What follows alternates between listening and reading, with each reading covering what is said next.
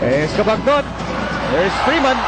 One more rebound for Freeman. And there's that Gabe Freeman energy in full display. Well, Ginebra has been nailed to 8 points for quite a while right now, and it's a dozen-point lead here for San Miguel. Elterbrand and our story. Ginebra still in single digits here. Turn around by Kagiwa. 7 rebounds already for Gabe Freeman. Oh, that's an offensive foul called against Mick. Pero Tubid held that along a little bit. He made sure he got into Mick and then tumbled all over the place. Mick's trying to say, I set a good screen. I didn't move. Yes, Mick, you set a good screen. But take a look at that.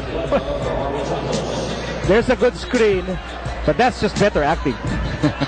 I'm sorry, but that's Al Pacino. Wala kang laban dyan. That's Al Pacino right there. That's Robert De Niro right there. Yung mga idol kayo, si Al Pacino, si Robert De Niro, si Peter O'Toole. I've always been fascinated by his performance. That's one more block from Dondon Ontiveros. His San Miguel defense has shut the door on Ginebra here in the first quarter. I don't like to use the word crippling, but that's exactly what it is. That kind of defense just killing Ginebra San Miguel, Ginebra Kings. And now it's a turnover against Ginebra. I really think, well, the problem for Ginebra is Tubit's not playing well after those first few shots, but they may not be able to use Intal in this ball game, no? They need a small forward who's about 6'3" in the mode of Intal. However, he had some problems, I think, with his nose, no, during practice.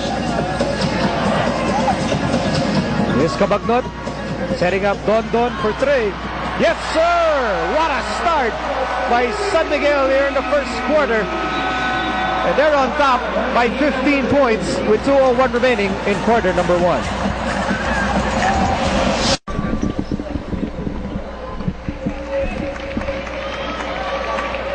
Hanes is the official underwear of the PBA. We have 2:01 remaining here in the opening quarter. What an onslaught by the San Miguel Beermen. Chiki, ano na ang gagawin ng Ginebra dito? Thank you very much, Migo. Alam mo, marami silang kailangan gawin pero wala silang isang player na pwedeng tumulong sa kanila. The Rocket JC Intel might not be launched tonight due to a broken nose and a severely bruised back. In Ginebra's practice last Friday, JC went for a rebound against Avi Story, but in the process got hit on the nose by Story's elbow, and because of the strength of the impact, he also landed bad on his back.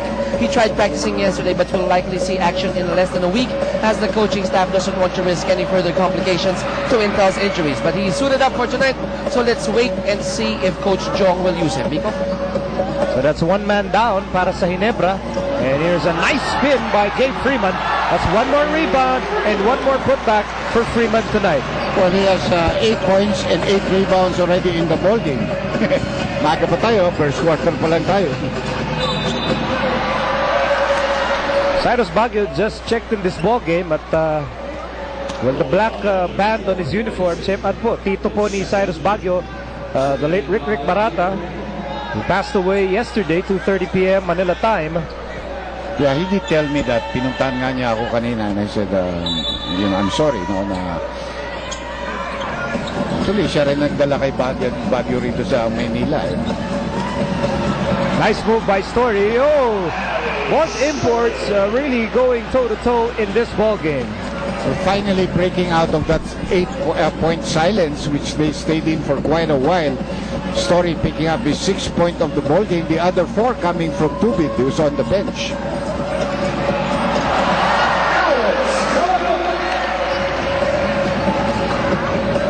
Kabagdot with 6 points. And he has shown since the start of this conference why San Miguel wanted him in the first place. Meantime, here's Avi Story. Not enough push on that shot. And 9 rebounds now for Gabe Freeman. And he attacks. Steps on the brakes. And Kabagdot says, why are we in a hurry? Yeah, we're in the lead. Let's organize here. We have 9 to shoot. Here's Kabagdot. He slices through all the way. Yes, sir! Look at the way he split that high show on the pick and roll. He just split it and went home with a nice looper. reminding us of Francis Arnaiz and his buddy. Batman is right there watching this game. There was never any question who was Batman and who was Robin in that Toyota backcourt. No. And here's Beck outside, and Baguio hang time, blocked by Freeman, and Story no go. That San Miguel defense is making Ginebra change their shots here in the first quarter. 1.4 seconds remaining in the first period. A very frustrated Ginebra side and a very confident San Miguel unit on the floor. But not finally getting a rest here. Freeman would have counted. It went in. Nevertheless, a big 19-point lead for San Miguel in the opening quarter, 29-10. And Alex Cabagnon has been the man of the moment with back-to-back hits, nice penetrations inside to lead San Miguel to a 29-10 advantage after the first quarter.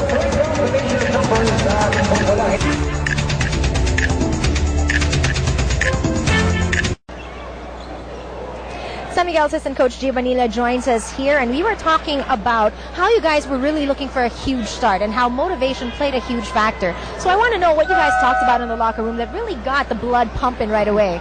Well, I guess we're off to a good start right now. We're finally trying to understand what we're doing offensively and defensively, and I think most importantly, I think we're enjoying the game right now. We're not thinking too much, we're just playing the game. Well, you seem to be enjoying yourself too. Have fun for the rest of this one. All right. Nico? Mas madali mag-enjoy pag lamang ka ng 19 points. Yes, of course. Paano ka mag-enjoy pag mahabol ka? If you're down by 19. Well, nice to see Washington come back into the ball game. So that means hindi naman ganun kagrabe yung injury niya. Silino Cruz from the outside. Good rebound there by Eric Meng to keep that ball alive. Story one more time. Offensive foul called on that attack with the left hand warding off against Mick. So si Joseph Yo is also in the ball game. Asi Joseph was sent in with 1 second to go. And defensively speaking, San Miguel picking up from where it left off in the opening quarter. Well, you know, that's the problem with San Miguel. Last conference, we really thought they were luck to get to win, no? And maybe go to the finals, but they lost to Pure Foods then. It's their defense that failed them in the last 3 games. The kind of defense that can be stifling, crippling, very well concentrated. Because their offense, wala namang problema dyan. Daming shooter dyan, daming scorer. Story is going to be called for another foul for holding down Peña.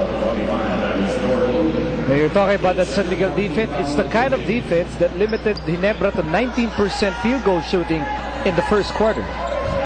That's just fantastic. And a lot of block shots. When you start blocking people's shots, they get intimidated when they go to the basket. Villanueva comes up short, and there's a push. It's against Story. That was number 2. Number 3. If it's Story, it's number 3. That's right. And he was just about to be replaced, I think, by Willie Wilson. But the substitution came in a little bit too late. So now, he's going to have to sit it out with 3 personal fouls. 19% lang ang shooting ng Ginebra sa first quarter. Ang San Miguel, 52%. Both teams did not go to the free throw line. So hindi magulo referee. Kaya ang bilis ng first quarter natin. Dapat, kasi nahaba na natin. Nag-overtime yung first game. Nanalo doon ang Santa Lucia Realtors over the Air 21 Express. Final score there, 106-98 in overtime. Anthony Johnson had 43 points. Ayaw nga niya ng 30 lang. Ito na overtime, kaabuta ako ng 40. By the way, that BMEC free throw was brought to you by BMEC Derby Ace Premium Formula. Dito ka na sa Llamado. Action continues here. Mark Kagiwa finally getting his first basket. Pero yung goal ng Ginebra, every 2 minutes, nagkakaroon ng 1 field goal. There's Santos.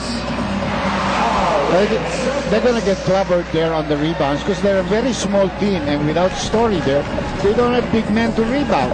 Yancy De Ocampo is on the bench. Rico Villanueva is on the bench. Right? They don't have the Rocket playing. They're a very small team. Only legitimate big man there is Eric Meng. And here's Wilson. That's a nice pass. Kagiwa finally making something happen for his teammates. 2 minutes having gone by in the second quarter. 30-14, San Miguel comfortably on top. They go to Peña, touch pass inside, spin by Washington, and he loses the ball. That's Try to okay. Spagios in the open.